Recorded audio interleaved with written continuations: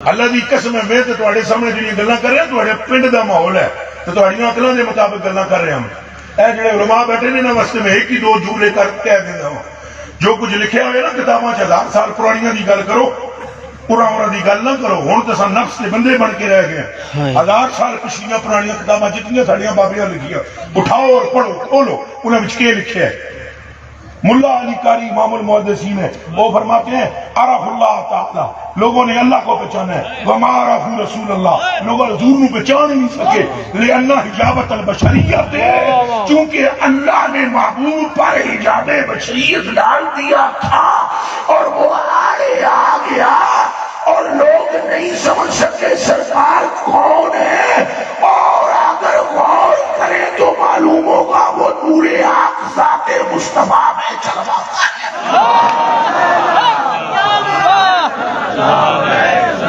یہ اعلیٰ حضرت بریلوی نے فرمایا شکل بشر میں نور الہی ابر نہ ہو، کیا قدر اس خمیرہ ماہ و مدر کی ہے، ذکر الہ ان سے جدا چاہو جو نجدی ہو، ذکر الہ ان سے جدا چاہو جو نجدی ہو، واللہ ذکر حق نہیں، واللہ ذکر نجدیوں دے لفظ سارے بولیا نہیں، میرے ڈر دے ہو جے ڈر دے ہو میں نے بلانا نہیں سی۔ ہاں حضور دے عشق وچ بہادر بنو،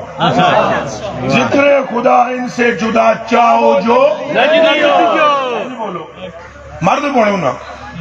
چھوڑ دے جو رنگی یک رنگ ہو جا، یا سراسر موم یا سراسر سنگ ہو جا، ڈبلنگ نہیں چلتی، ایک طرف کا ہو کے رہ جا، اور کامیابی چاہتا ہے تو مصطفیٰ کی طرف آ۔ ویسے بھی تیری چھٹی ہو جائے گی قبر میں اگر تم نے حضور کو نہ پہچانا۔ کوئی نماز دا سوال قبر وچ نہیں ہونا ہے، میرے سارے علماء پر آپ ایسے بیٹھے ہوئے سن لوں،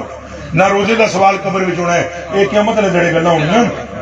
ایک قیامت والے دڑے نماز شماز قیامت والے دڑے پڑھ پوچھی جائے گی، تو روزہ بھی تواڈے امامے دے بارے، تواڈی داڑھی دے بارے، اے تواڈی سارے سلسلے دے بارے ایک قیامت والے دڑے گلاں ہون گیاں۔ تینوں جوانی دتی سی، دس ہو کتھے لائی آ، تینوں مال دتا سی، دس ہو کتھے خرچ کیتا ہی، تے دس اپنے ماں پیو نال کی کیتا ہی، تے دس پڑوسیاں نال کی کیتا ہی، تے دس وڈیاں دا ادب کیتا ہی کہ نہیں آ، تے دس اپنی بیوی تے بچیاں دے حقوق پورے کیتے نہیں کہ نہیں۔ اے گلاں قیامت والے دن دیاں نے، قبر دیاں نہیں۔ بخاری اٹھا کر پڑھو، قبر میں حضور فرماتے ہیں جدو ان العبد، جدو بندہ فوت ہو جاتا ہے، ان العبد، جدو بندہ فوت ہو جاتا ہے پھر اس کو ڈال کر اس کی قبر میں اس کے اصحاب مڑتے ہیں، انہو لیسمع قرع نعالہم، تو وہ ان کے جوتوں کی آواز سنتا ہے۔ اچھا پاویں جڑا قبر میں وہ پاویں کافر بھی ہوئے سن رہا ہے، دیکھا میں بابی کی تھوتڑی مسلنے لگا بخاری سے، پاویں وہ قبر میں کافر ہوئے وہ بھی سن دے۔ حضور نے فرمایا ان العبد، وہی عبد بھی، سکھ بھی قبر بھی سن رہا ہے، ہندو بھی سن رہا ہے۔ اگر ابھی آپ کو شک ہے تو بخاری کی حدیث نمبر 2 پیش کرتا ہوں۔ وہ جدوں بدر کے میدان میں اے ابو جہل تے عتبہ تے اے جڑے انہاں دے سر شیبے انہاں دے کٹیک کے حضور نے خوہ وچ سٹائے، تو سویرے اگلے دن حضور 3 گھڑے اٹھی راتی رہے، اگلے دن سویرے جا کے نا ڈنڈی مبارک انہوں آپ نے انہوں ٹھوکر ماری ابو جہل دے سر نو، فرمایا دس مجھے آدھا سائیں پہ اساں آج ہنج کران گے تو ہنج کران گے۔ مکے چوں نکلے ہون ویکھ عزت کینوں ملی۔ حضرت عمر فاروق تے میری ماں پیو قربان ہون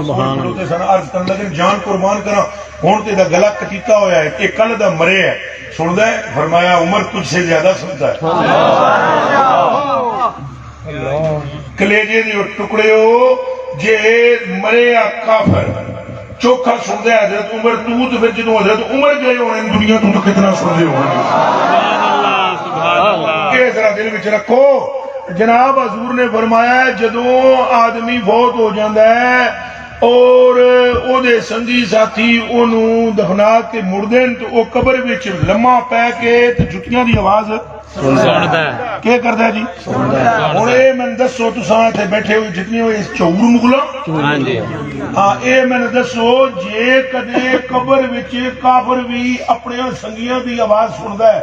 پھر مصطفیٰ پاک اپنے غلاموں کی آواز کیسے سنتے ہیں؟